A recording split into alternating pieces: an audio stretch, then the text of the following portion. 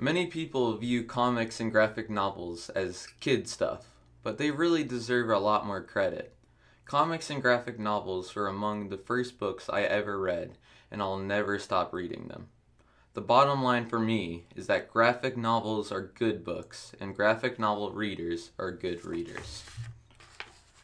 If I were being honest, I wouldn't read anything on my own if it weren't for graphic novels.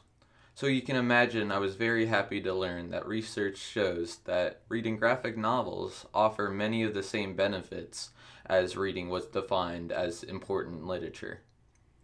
Based on this research and my personal experience, graphic novels should be used in high school classes because they can engage and teach even reluctant readers. And while we're talking about definitions, let's go over some terms. For many, the word comics means a periodical published on a weekly or monthly basis, sold at specialty stores, often with pages devoted to advertising and, when intended, for younger readers, competitions and puzzles. In contrast, graphic novels is usually taken to mean a long comic narrative for an older audience, published in hardback or paperback and sold in bookstores, with serious literary themes and sophisticated artwork.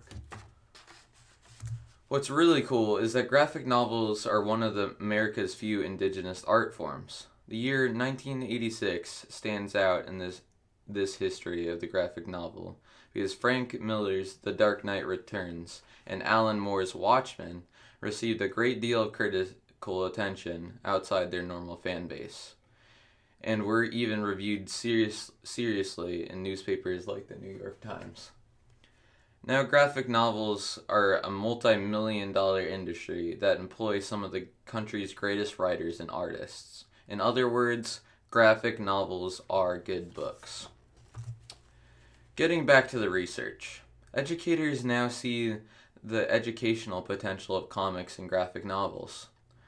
Results from the Adolescent Motivation to Read profile revealed significant improvement in the students' value of reading and moderate improvement in their self-concept as a reader.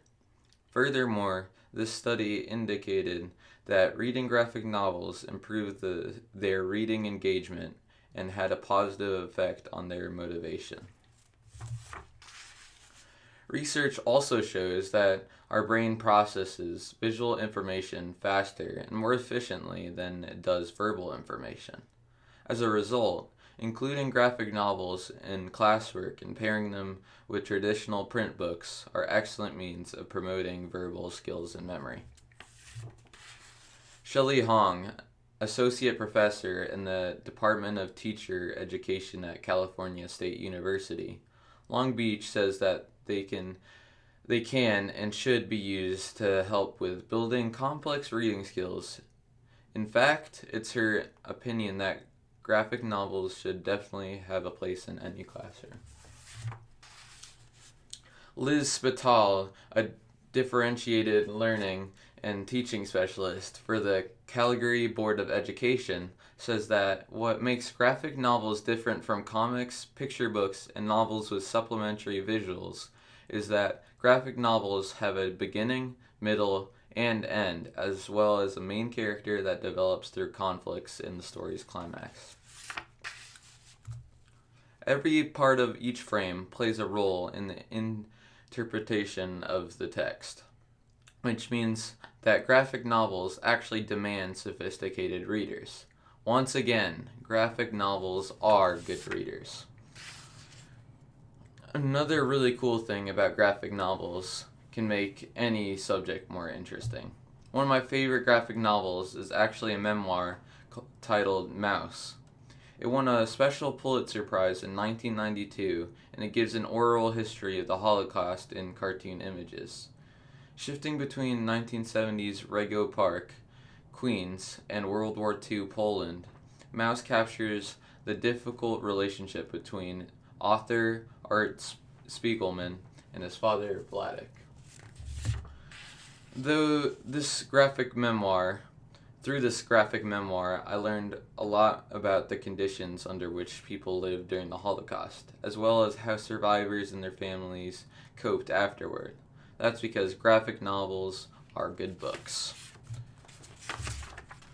Using comics and graphic novels in the classroom should be about harnessing students' natural interests, as well as a way to teach important reading and writing skills.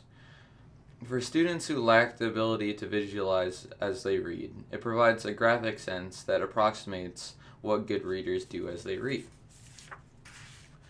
It also provides an excellent way for reluctant writers to communicate a story that has a beginning, middle, and end. Overall, it's an excellent vehicle for teaching writing as a story has to be pared down to its most basic elements. Quite simply, it's easier for the students to read graphic novels and identify story elements, which means the graphic novel readers can become good writers too. Most of all, graphic novels offer the chance to capture the curiosity of a student, like me, who might never have otherwise given books a chance.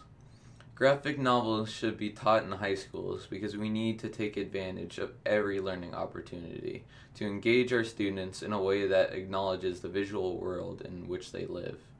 And because graphic novels are good books and graphic novel readers are good readers.